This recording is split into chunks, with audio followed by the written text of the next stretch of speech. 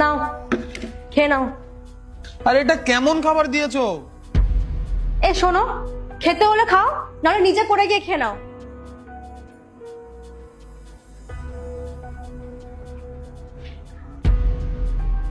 আরে কি অবস্থা করে রেখেছো টেবিলটা? একটু পরিষ্কার পরিষ্কার তো রাখতে পারো। উপর থেকে পা তুলে বসে আছো। তোমার যখন এতই সমস্যা হচ্ছে তো নিজের ঘরটা নিজে পরিষ্কার করে নাও না, আমায় কেন বলছো? ঠিক আছে, কাল থেকে আমার কাজ আমি নিজেই করে নেবো। ঠিক আছে, তো ভালোই হলো, আমার তাহলে কাল থেকে ছুটি।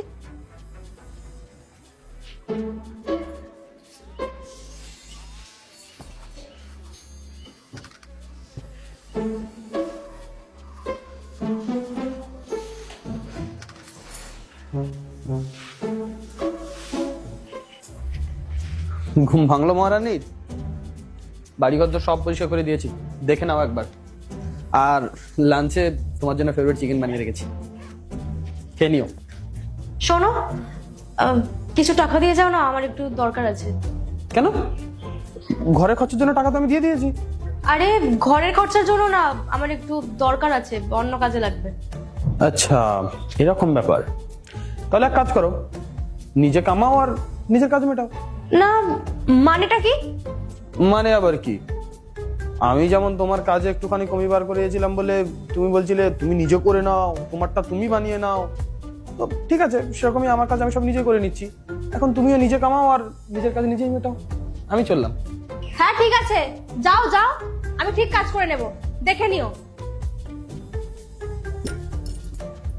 ঠিক আছে শ্রুতি, মন্ডে থেকে জয়েন করে নিও। সত্যি স্যার? হ্যাঁ। আচ্ছা স্যার, আমার স্যালারি কত থাকবে?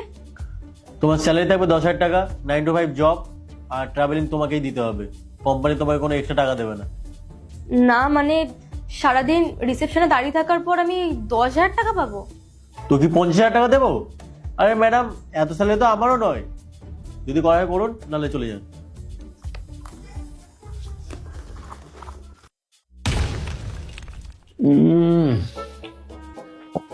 আরে তুমি চলে এসেছো? আরে তোমার ফেভারিট মাটার পানি বানিয়েছি, তাড়াতাড়ি ফ্রেশ হয়ে নাও, খাবার লাগাচ্ছি। আরে তুমি কেন বানাতে গেলে? আমাকেই বলতে পারতে না, আমি বানিয়ে দিতাম। আর তাছাড়াও এগুলো তো মেয়েদেরই কাজ। কেন?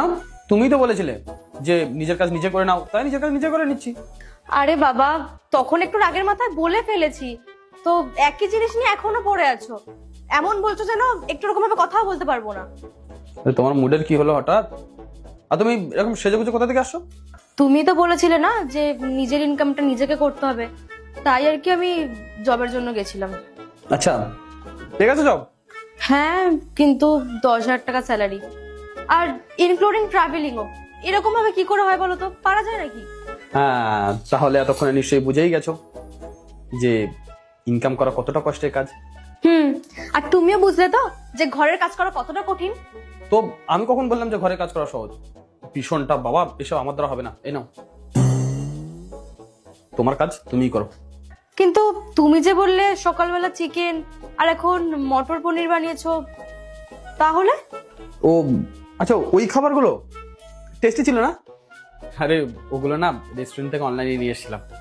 আর এই যে মাটার পনির, এগুলো অনলাইন থেকেই আনা। আমি তখন জাস্ট গরম করছি যাতে তোমার মনে হয় যে আমি নিজেই বানিয়েছি। আচ্ছা, তার মানে সকাল থেকে তুমি আমাকে পাগল বানাচ্ছো? দেখো, এখন যার কাজ তাকেই সাজে, কথাটা তো শুনেছো আশা করি। এটা আগেও যতটা ভ্যালিড ছিল এখনো ততটাই আছে। তো যার কাজ সেই ভালো পারে, তোমার কাজটা তুমি ভালো পারবে আর আমার কাজটা আমি। তা আমাদের না কারো কাজকেই ছোট ভাবা উচিত নয়। আমি তো জাস্ট তোমাকে বোঝাচ্ছিলাম যে ডালটা খারাপ হয়েছে, ওতে নুন বেশি হয়ে গেছে, আর ঘর দুয়ার এভাবে ছড়িয়ে ছিটিয়ে জিনিসপত্র রাখা উচিত না, একটু পরিষ্কার পরিচ্ছন্ন রাখা উচিত। কিন্তু তুমি তো সেদিন মুখের উপরে বলেই দিলে যে তোমার কাজ তুমি করে নাও পারলে, আমি এসব পারবো না।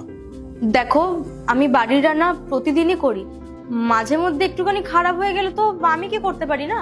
আর তাছাড়াও ঘরের সমস্ত কাজ আমি একাই করি, তুমি তো ভালো করেই জানো আমি অত কাজ বাজ করতে পারি না, একটু ধীরে ধীরে কাজ করি।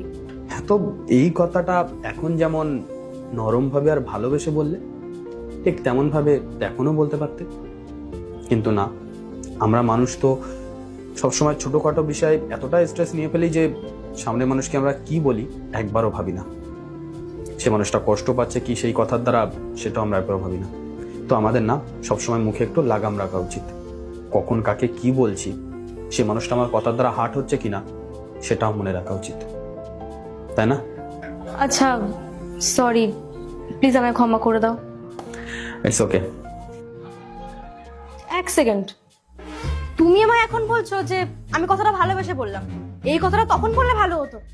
কই, তুমি তো তখন ভালোবাসা কথাটা বলোনি, তুমি তো চিৎকার করেই বলেছিলে। আরে তুমি তাড়াতাড়ি ফ্রেশ হয়ে নাও না, আমি খাবার লাগাচ্ছি। তোমাকে তো